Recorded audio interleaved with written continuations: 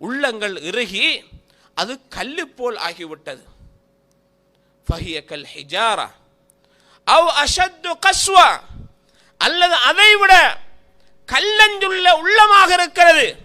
கல்லை விடவும் மோசமான உள்ளம்.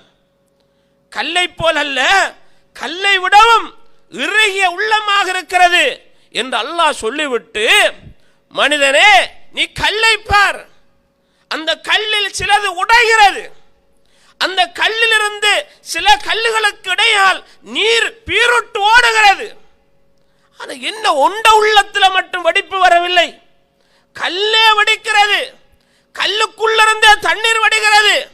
ஆனால் உன்னுடைய உள்ளம் கொஞ்சம் கூட அசையாமல் செய்கிற தப்பிலே, செய்கிற தவறிலே, செய்கிற அநியாயத்திலே, அல்லாஹ்வுக்கு செய்கிற மாறிலே விடுபடாமல் அப்படியே இருந்துகிட்டு இருக்கிறாயே, உன்னுடைய உள்ளம் என்ன கல்லை விட மோசமான உள்ளமா?